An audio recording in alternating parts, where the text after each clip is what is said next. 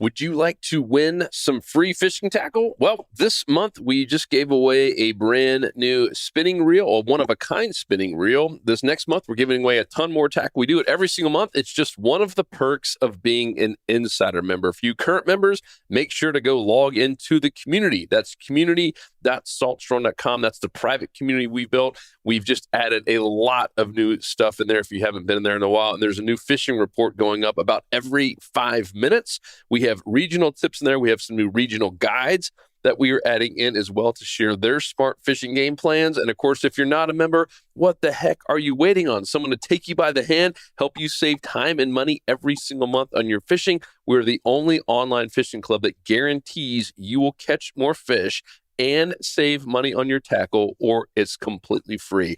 Go to saltstrong.com right now to sign up. And current members, I'll see you in the community.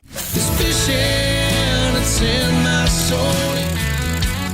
Welcome to the Salt Strong Podcast, disrupting fishing entertainment as you know it. Prepare to laugh. Prepare to get to know fishing legends in a whole new and unfiltered way. And on occasion, you might even learn a thing or two about fishing. Here's your host, Joe Simons. Like diamonds.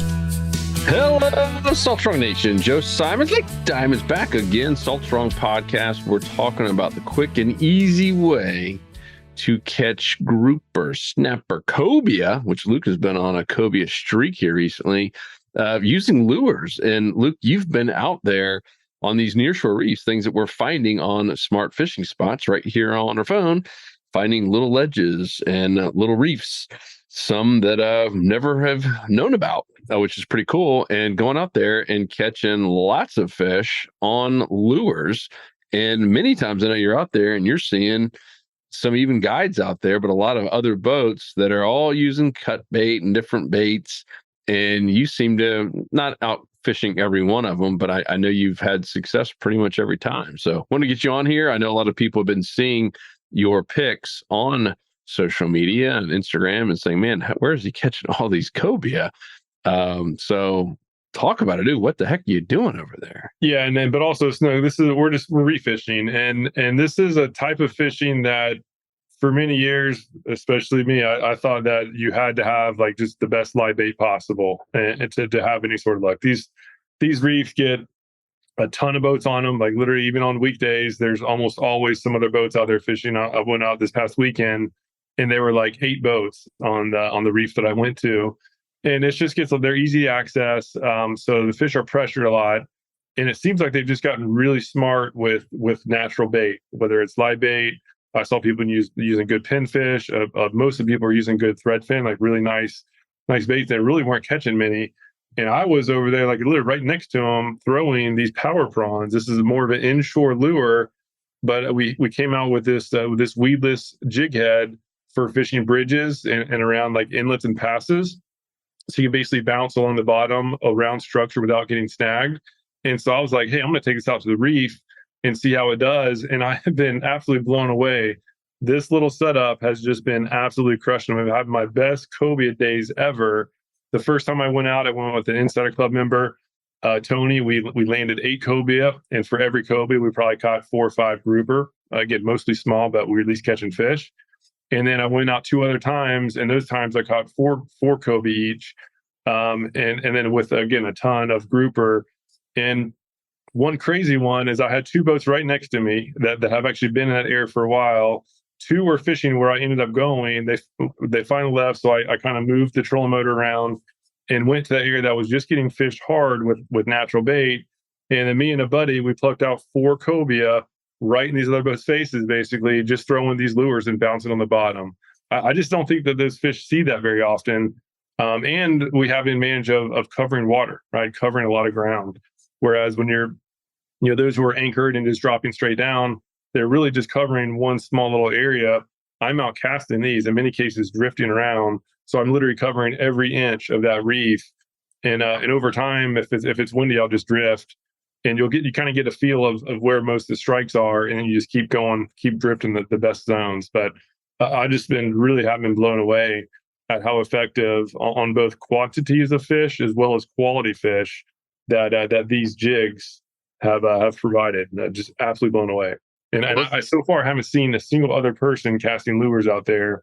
And as far as fish caught, just kind of looking at everybody, the only people who were catching more were guides who were just chumming up the water, and then all four anglers were dropping down baits. It was just either me and a friend throwing lures, and we were catching more than everybody else, which again I never thought was possible with lures. Well, that's not just any lure too. That's a massive prawn. I mean, we know everything loves a shrimp, and I'm guessing most of those people are not dropping shrimp down. So this is also a little bit unique too, right? You're seeing a massive shrimp. Oh, somewhere using shrimp. Oh yeah, and actually the first day, so I took Tony Prescott out. Joe, you interviewed him a while back on a podcast, and I've fished with him multiple times now. He's met him through Salt Strong, just a great guy, and lives close by and loves to fish. And so he actually prefers live bait. And so he asked if he could bring some live shrimp on board. I was like, sure, we're going on the reef. And this is before I knew that Cobia were there. So yeah, why not? It'll increase our odds of getting some action.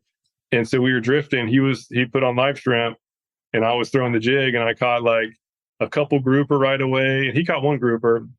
I caught one or two. Then I caught a nice Cobia. And then we did another drift. I caught another nice Cobia, and he still hadn't caught any. And then he switched over to the prawn. He's like, hey, you got some of those jig heads?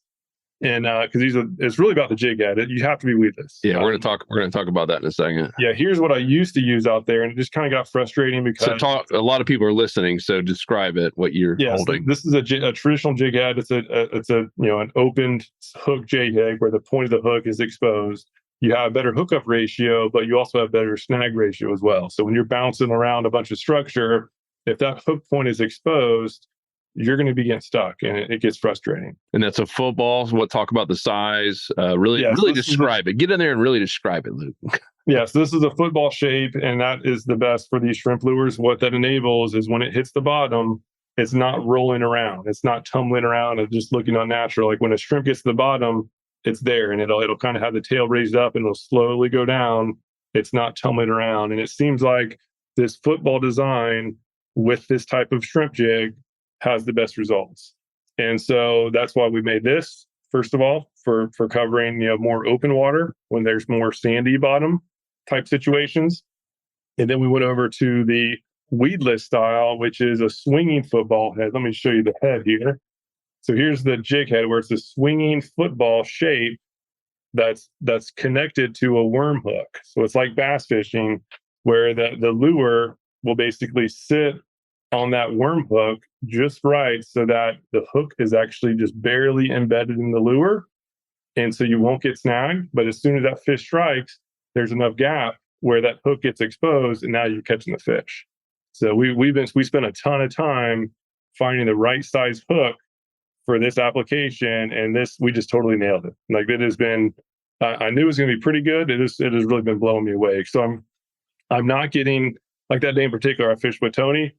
We were out there for probably 2 hours and did a ton of drifts. We got snagged 0 times, and this is bouncing bottom the entire time. And so we got snagged 0 times. We landed 8 Cobia. We had 2 bigger ones break us off. One of the Cobia landed was keeper, and we caught maybe, I'd say, 20 grouper plus or minus, along with a bunch of lizard fish and stuff. So even those little small fish like lizard fish and like 10 to 14-ish grouper, they were getting hooked as well, which was better than I thought. I thought those smaller fish wouldn't have enough power to kind of pull the material down away from the hook. But yeah, again, way better than I was expecting. Our first time trying it, and so far 3 for 3 on having some really good action. And so if you guys are listening, this swinging football jig head, what size was that weight wise? So I mean, we have multiple.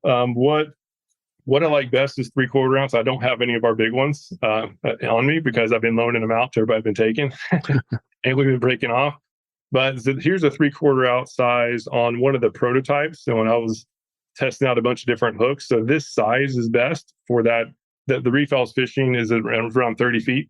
It's like anywhere on the reef is anywhere from 28 to 35 feet. And so 3/4 ounce is best, but a 1/2 ounce has been working. But one thing I've really noticed, and it was glaringly a huge issue when I went out, a time when I was out of the bigger hook. So I went and got one of these older prototypes and look at the shank of this hook. It's really all about the worm hook, the size and shape of it. You can see that shape. It goes in, right? The hook goes through, and when it's getting closer to the head, it has kind of a weak angle to it. And then this one over here, this is the one that we use. It has that sharper angle.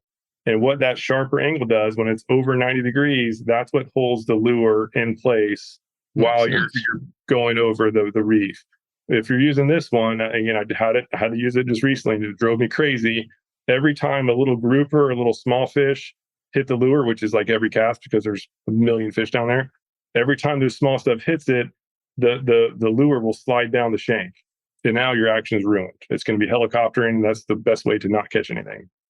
So this hook that we went with on these Haas weedless football jigs, it is just so much better suited, where it was very rare, even after getting just slammed by a bunch of grouper, the lure held its place just as designed. Again, but we also had a great hookup ratio. So that was like, I knew it was working great inshore where I was doing all the testing. I really tested doing a bunch of dock fishing. And so like the fact that it worked this good on the reef was just really, really comforting to see. So now this is by far my favorite reef setup. Yeah, and this is going to be game changing. This weedless football jig head on like a power prawn in particular, in inlets and passes. Obviously docks and inlets and passes where we're traditionally going after really big redfish and snook and even big grouper and cobia, etc. I mean, it's game changing, right? Because how many times, like, let's just take Sebastian Inlet that we fished a lot. I mean, if you feel like, because usually you have to have an exposed hook there, and it's like you feel like you're breaking off all of the time. This is game changing. Yeah, and again, this is what I was using dock fishing. This is the quarter ounce size with it, and so it just has a nice compact design. It still skips well. Most lures, when have the weedless head, it doesn't skip very well. You can kind of put enough material out there to keep that head pretty firmly in place. But basically, anywhere where you're using a bucktail lure, which a lot of people use bucktails and those big old flare hawks around passes and inlets, those are generally mimicking just like a crustacean, either crab or shrimp, kind of just going along the bottom. And now you can do it weedless while having a more realistic look. So even in the middle of the day, the last time I was out there, it was in the middle of the day. It was noon. It was zero clouds out. Sun was shining bright. It was actually like glass calm. Hardly anybody was catching anything, and I was out there catching cobia with this lure. Again, just doing a little bounce. And again, I really did not think it was going to work on these little reefs that get hammered. I knew it would work offshore, like we fished with Hollywood Joe up in the Panhandle when we first came out with power prawns. And just dropping those on regular jig heads, we were catching all sorts of stuff. And he was rolling his eyes at us that we were even contemplating using the power prawn against his cut bait and live bait. Because we were in 50, 60 feet of water. It's traditionally you don't see people dropping a prawn on a jig head down, and we caught more and keeper fish on the power prawn than he was live bait. And so he's now buying them. Captain Hollywood is buying them from us. We had a lot of different guides who have now seen it, like, holy smokes, this actually saves them money long, because this stuff lasts too. And I know you do lose some just from like grouper, taking you down or cobia breaking you off sometimes. But to your point, you're not getting snagged on the bottom like you used to with an exposed hook. And this is Haas is the brand. You can only get it in our store, which is fishstrong.com, and members save 20%. So get them while you can. I know this first round is out or about to be out. Just came out, and I know we got some more coming, but these things are going fast. So that's all at fishstrong.com. What's it called? The Haas foot, because we have a couple different ones. The Haas. So the Haas football is the open hook, right? Yep. This has the best hookup ratio when you're fishing more open water. If you're fishing like a point, like a pass for snook, redfish, where there's not a whole lot of bottom structure that you're gonna get snagged on, this is awesome, right? Ultimate hookup ratio. Great for the beach too. Yeah, for the beach. The weedless football, that is where you're fishing tight to structure. most of the predators are holding extra structure. We're talking about redfish, sea trout, snook, flounder, grouper, all these species. I won't say all the species, but most species will be holding next to some structure. And so really the closer you can get to that structure, you're going to increase your odds of getting hookups. And I think that is the reason why these things have just been working so well, is that it's one of the few lures that can actually just get right down there in those fish's faces. Anybody can catch fish, and any lure will catch fish for that matter when the fish are feeding aggressively. It's those days when it's tough, right? When nobody's really catching anything. You need to do something a little bit different.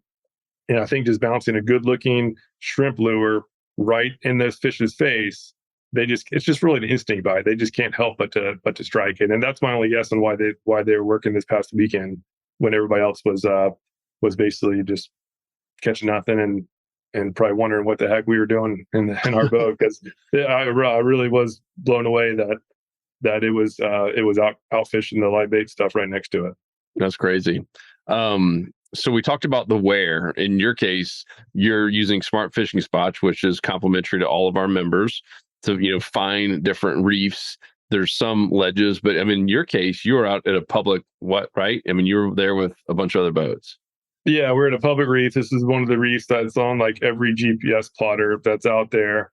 And so one cool thing, let's see if I can pull it up. I didn't plan on this, but what I like to do is I like to get on Smart Fishing Spots, and I actually have this on my phone, right? This is near shore enough where you can have internet access, and with Smart Fishing Spots, if I can find it on here, I can zoom in onto the bottom contour, and I can actually see exactly where I am in relation to the wreck, and you can actually see the biggest, you can see the sections of the wreck and where the most structure is.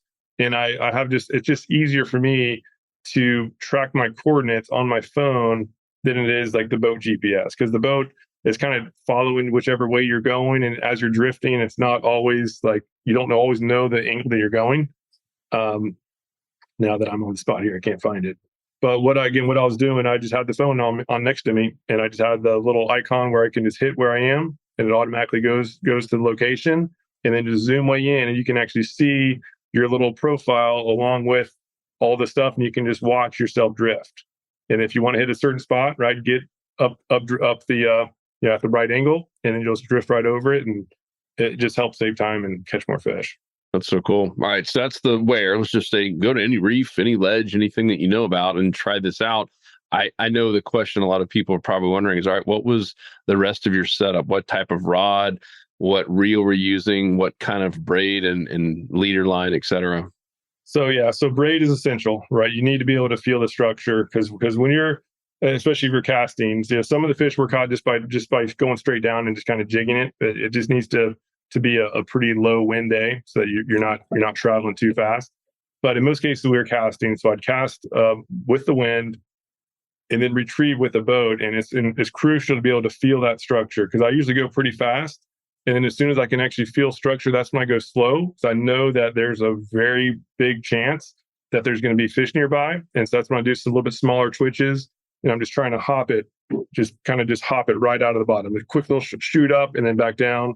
Quick dart up, that they slam it after you dart, and then it starts gliding down. That's when they hit. And so I do a rod tip up real quick. I keep the rod up, and that way when the lure's falling down and it goes a little bit of an angle, that's when they hit it. You'll feel the thump. You need to have a good rod, right? Good height, sensitive rod. You feel that thump, and then you gotta let them have it, right? Because in many cases the hook set is going through the plastic, and so you really need to get a good hook set. So feeling the strike and getting a good hook set quickly is really important. So must be using braid, and then also must have at least a nice to fairly nice rod, like a fast. So what braid and what rod do you like? So as far as the line's crucial. So line, I would say like a 20 to 30 pound braid. If you go too light, you're just not going to be able to get the bigger fish out. 20, I was using 20 and 30, both. And so I got broke off on the biggest fish with 20, still upset about that. So I'm leaning towards 30 now. And as far as the mono, I've been using just 30, and I haven't yet had anything break the mono yet. It's really just been that's been working. And so that's the good line. I would say have 40 handy just in case you are getting broke off, and just regular mono. I still prefer mono. It has better abrasion resistance. and I was just using 30 mono for all my stuff for the leader. And as far as the length of the leader for the reefs, I do about 3 feet, and then that way if I have to retie, most of the time you're going to be nicking the bottom. So every like 10 minutes or so, I'll feel the line, just make sure I don't have nicks. And if I do have a nick, I'll just cut it out real quick and go back at it. So, as far as rod, I was using one of our prototypes rods. We have some rods coming out for like the 10 to 20 pound range size, and it's very sensitive. And so that was certainly an advantage as well. Cool. What reel? What size? I was doing the BGMQ 3000. That's, again, for many years, I thought that a 3000 is like for inshore stuff, but these 3000 have been working great. So those are sturdy reels, plenty of power, and gets the job done. And it's most of all, it's light. It's very lightweight. So when I'm casting for a couple hours, it's not tiresome or anything.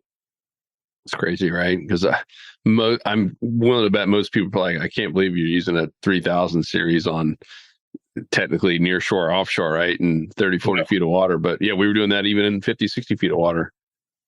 Yeah. And same thing when I went down to Marco, I had a fun video that went live like probably 2-3 months ago, fishing with some buddies and just doing the same thing. We were drifting some bottom structure. And in this case, it was about 40 feet of water. And that was before we had the weedless one. I was just using the regular football.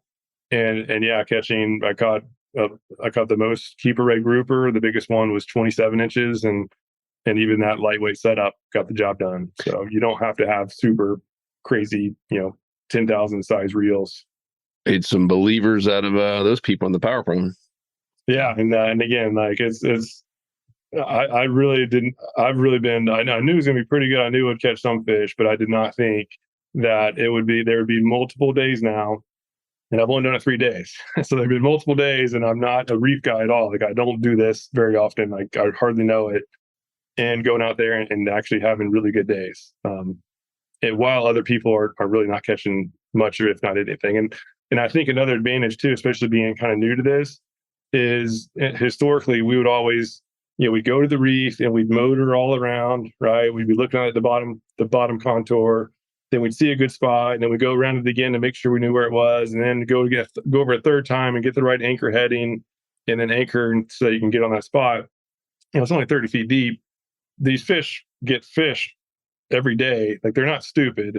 When they hear a bunch of noise up ahead of them, I have to imagine they don't feed quite as much. Yeah. So with lures, I don't motor over the reef at all. I go out, I see which way the wind's going, and I just assume that the wind is going to be the biggest factor, which it normally is. And then I just do a drift. First one, I do a drift while fishing. Like, I'm fishing while I'm looking at the bottom. So I stand next to the depth next to the bottom finder, and I'm just drifting along. I'm marking the spots as I see them. And after 2 hours, I now have like the entire reef marked up. Obviously, a lot of which I can see on the phone, but it's, just actually having the marks on the GPS is really cool as well. So I think it is a big advantage to actually start with lures, figure out where most of the action is, and then if there's one area that's like one day in particular, this one zone was where all the fish were, and anchored on top of that and dropping baits down would then even maximize it. Talk about weight, because that's still pretty critical. And we fished with people before doing some of this where we're catching fish and they're not. They're like, I can't even feel if I'm on the bottom. You should know if you have the right line, rod, and weight, the jig head weight that is for your power prawn. When you make that cast out and or drop straight down, you'll know. It's very evident when all that's right that you're on the bottom, like to start, and then you do your pops, and you can literally feel it hitting the bottom when you have it right. Now, if there's a lot of current, and you'll still be able to feel if you have it all right, but that sometimes you need to either go. Most of the time is go heavier, right? If you're not feeling that. So talk about that. How do you know? Because there are some areas that have more current than others. Obviously, if you're in an inlet or pass, it's a whole different ballgame versus just going off near shore reef fishing. What have you found with the weights? You mentioned 3/4 earlier. You ever go 1 ounce, 1.5, 2? How do you pick? Yeah, I want just enough weight to be able to feel it hitting the bottom without going any higher. So the calmer the conditions, the more easy it is to feel everything. So the last day I was out there, it was like glassed out, glass calm. I had actually run out of the 3/4, so I had to go down to half ounce, and it was actually worked out great because I was still able to feel the bottom while still being able to control it as I just slowly drifted past. And also I mentioned, like, I did have a lot of breakoffs. The Spanish mackerel slammed this thing too. They hit it on the drop, and so I lost a lot of lures just because of stinking mackerel or messing them up. But when the winds or the current is strong, so the windier it is or the more current there's going to be more bow in the line, right? Because you're going to be drifting one way and the lure's going to be kind of going off and doing its own thing. So in that case, more weight is needed, and so the more sensitive the rod, the less weight you need because you can actually feel it better with a more sensitive rod. The thinner the diameter of your line, the better it is, the easier it is for the lure to get down to the bottom, the better feel you have.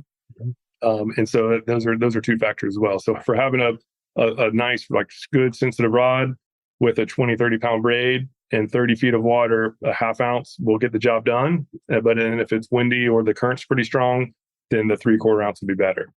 And that'll be like a close enough gauge. So otherwise, 3/4 ounce and 30 feet of water, I would say would be the more all-purpose setup.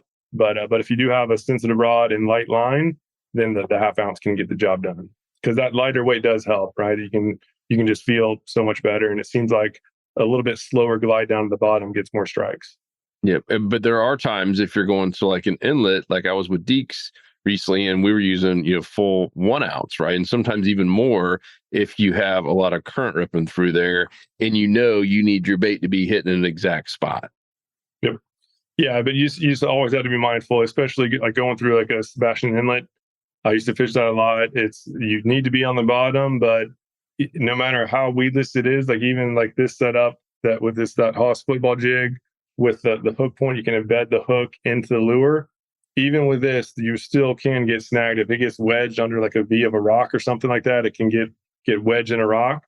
And so if you have too much weight, you're going to increase the odds of getting snagged. So that's why I always recommend, wherever you're fishing, just try to be as light as possible without just getting frustrated and get snagged, because it's going to happen, right? Yeah. It's all about getting as close as really get in the structure as often as you can without getting snagged. That's really the name of the game. That's how you increase the most strikes. Kind of like fishing mangroves. Like if every once in a while you don't get snagged in a mangrove when you're fishing them, you're probably not casting close enough. If even when using these weedless shrimp rigs, if you get there in that structure, you're going to maximize your strikes, and every once in a while you got snagged. So far, that again, for the reef fishing especially, it's been shockingly effective on not getting snagged, but it will happen every so often. Next question. Have you been using Dr. Juice on the power prawn? So I have on some. So I actually ran out the last day. Oh, no. So I think it does help, but it's definitely not required. So the last day I caught, that was when the day I didn't have it was the day that it was super glassed out. It was like one of those days that I really do not like inshore fishing, because the sun's up, there's no clouds, there's no wind. It's the fish are generally just very spooky. Like the advantage is on the fish. They can see better, they can feel everything that much better. And that's the day that I wasn't really expecting much, but I actually had a tennis match that got canceled, and the weather was just so nice. I was like, I'm doing something. So I took the boat out. It was just me. But I took the boat out and yeah, I caught four nice cobia and a bunch of grouper and without the Dr. Juice. So I think scent helps, but as long as you have just a good looking lure and present it properly, you don't really need scent. Just don't be rubbing sunscreen on it or anything. Yeah. I want every advantage possible. I use Dr. Juice all the time. So maybe that's why you don't have any friends to go on the boat with you, Luke. That's one time, we live in Winter Haven on the chain of lakes where it's about 20 or so lakes all combined together, and our friends live on the next lake over. And we were over there, and my wife needed me to come back to our house to get get something. And so I go back, and you have to go through these canals, and there's a kind of a long one there. And so you're passing their boats, and obviously you're in idle, and everyone's waving. And this other pontoon. So I'm all by myself, right? I'm going back to our house, and this other boat's coming up, and they're checking out, my pontoon boat. And they got their music cranked up, and I wave to them. They're all waving, and you can hear a lot over water, and they didn't realize how well I could hear them. And the guy goes, he's like, man, that's a nice pontoon boat. And the girl goes, yeah, it's too bad he doesn't have any friends. And I turn around, I was like, I can hear you. It real slick. Yeah, in my case, the tennis match for early in the morning at 6:30, the guy texted me saying doesn't feel good. So I was like, all right, I'm up. I'm doing something. So I went straight off the reef, and sure enough, those fish were there. So it was fun. That's good. Well, let us know if you guys have any questions, and make sure to go over to fishstrong.com. So saltstrong.com is where you join our club, and fishstrong.com is the tackle store for our club members. Obviously, anyone could buy stuff there, but why pay full price when you don't have to? So our members, get 20% or more off of everything in the store, including these Haas weedless swinging football jig heads. Man, it's a mouthful. Along with all the other Haas products, power prawn products, the big power prawns, the small, the juniors, multiple colors now. Did you test out colors while you're there? Yeah, so I use natural most of all, and if you could let me do some screen share, I'll show. Because I'll make some videos on how to retrieve it, and so if you want to see those, just go to saltstrong.com, and you just do a little search area for it of just reef fishing with power prawns, and that this lesson will come up. But yeah, I tested out. I was mostly using the natural color. This is just the natural color that is just tried true. It looks like a real shrimp by color and shape and size and everything. So it's really my favorite. So yeah, I did the gold digger, and I did I didn't catch anything with that. I only did it for one drift. And then I did slam shady, and immediately got broken off by. Oh, yeah, look at this. 1, 2, 3, 4, 5 other boats right there, just in this view. Yeah, so here you can just see, and again, this will be on a tip that you'll see in a second. But you can just see the rod tip where I'm just twitching it, and then letting it fall down, twitching, let it fall down, and right there I hook up. So just give it a good hook set. At this point, I thought it was a grouper, and then all of a sudden it starts bulldogging back down to the bottom. At this point, I knew I had a good fish there. So again, a lot of fun, and especially when all the boats are around me aren't catching anything, and I was in there. Yeah, you start hooting and hollering when make sure they know that you have a fish on? No, I wasn't being that. Okay. And then you can see that do a little single person. What happened there? What's that? What happened there? Can you see it? No. Oh, screen went whack. All right, I'll stop sharing. I guess I only had one video looped in, but let's see if that works. Okay, here we are now. You see that now? Yep. Yeah, so there's just, you can see that was a Cobia. There it was. That one was probably like 32, 33 inches. So it wasn't a keeper size, but still fun. So the Cobia were all down there at the bottom as well, huh? Yeah, they're all on the bottom. Every once in a while, like when you're reeling one up, some others will come up with it, but pretty much all the strikes will be on the bottom. And when you're doing that too, we've got a lot of big snook doing the same thing. So it's just a fun way to catch a bunch of fish. Yep. Yeah, and we've tried this, by the way, all over the state of Florida. I mean, we started doing this down in South Florida, and we've done it up in the Panhandle, done in the East Coast. So this is not just something that works in Tampa, St. Pete. This has been proven to work everywhere. And Wyatt has been using it there in some of the passes over in Texas. So this just flat out works. So give it a shot. Once again, go to fishstrong.com to pick up yours, the power prawns, and throw in some Dr. Juice as well. Get the small bottle. We're going to probably stop selling the big one. It's bulky. It's a lot to carry around.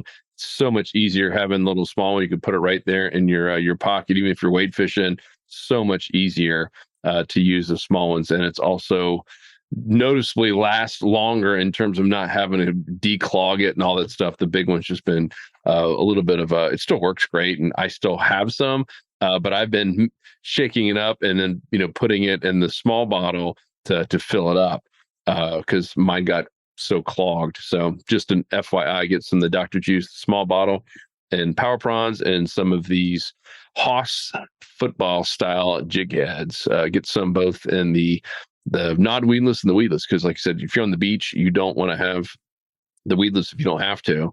I'd have mine exposed as much as you can. So anything else, Luke? No, I'm just saying that just give it a shot. I really have been just surprised. I knew it would catch some fish, but I just didn't think it would be as good as it has been. So give it a shot, whether you're reef fishing or even fishing docks, any sort of bottom structure that you can get snagged on, and you're fishing the areas where shrimp are, which is kind of everywhere in the whole Southeast. Give it a shot. I think you're gonna really love it. Yeah, I'm shocked that you told me it was out fishing live shrimp. Tony had like good shrimp, and it was the same size. Like his shrimp were like around the same size, so it wasn't like he had small shrimp and this was bigger. That's crazy. He was dragging, he was bottom fishing, right? He had like a half-ounce lead so that he was just going right up on the bottom, and I think he caught maybe 1 or 2 small grouper, and I caught as many or more grouper and 2 Cobia bonus before he switched. And then he'd never done it before, so I just taught him that rod, the rod tip, rod up, let it fall, then let it go down and bump it again. And he immediately started doing that and caught 2 Cobia. He actually caught the keeper. So it was I don't know if it was his first time ever catching a Cobia on lures. Wow. And he did it right in the boat's face as well. Well, I'm guessing Tony went straight home and bought some power prawns and some Haas. Yeah, he already had power prawns, and so I took him out. It was actually before we actually went live with the Haas weedless. So he was literally texting me the other day. He's like, "Hey man, are those things on the site yet?" Like he's like, I told all my friends. He's like, "We're all getting them." That's funny. Yeah, so it's been. Again, I had a lot of confidence in them before for inshore. Now I have that same confidence for the reef stuff too. Just based on those few times trying it. Yep, pretty cool.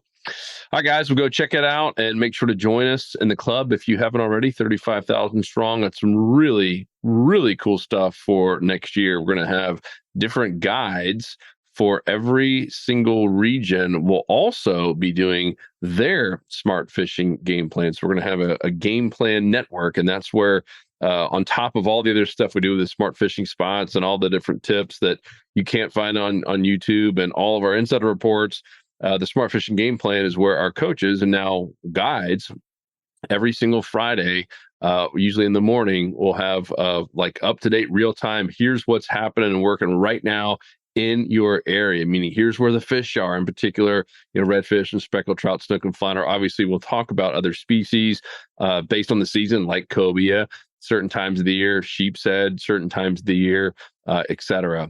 And it's just a great way you can listen to it on the way to the ramp, listen to it, and wherever the heck you might be going, or even out in the boat. And if you just listen to that, you will have such an advantage. Just like being able to call a guide who's been on the water every single day that week and say, man, where are the fish right now? And they're literally going to give you all of their best advice. So really, really cool. And that's going to be for, once again, our insider members only here in 2023. So appreciate you guys. Make sure to leave a comment down below if you have any questions or anything we missed. And let us know if you've tried this with the power prawns as well on some of the reefs or passes, inlets, docks that are a little bit deeper with some current. Let us know about your success. And we will talk to you on the next episode. Hey, boo-boo. That's see you. Okay, yeah. Hey, boo-boo, buddy. Hey. Yogi, okay. Unbelievable. All right, guys. Appreciate you. 'Cause fishing, it's in my soul. It was passed down to me from the days ago. Find us on the water if there was a way. It's been said my papa, he wrote the book on catching big reds and 20-pound snook. I wish I knew all the things he knew today. For he's the reason why we are this way. And he put fishing in her soul.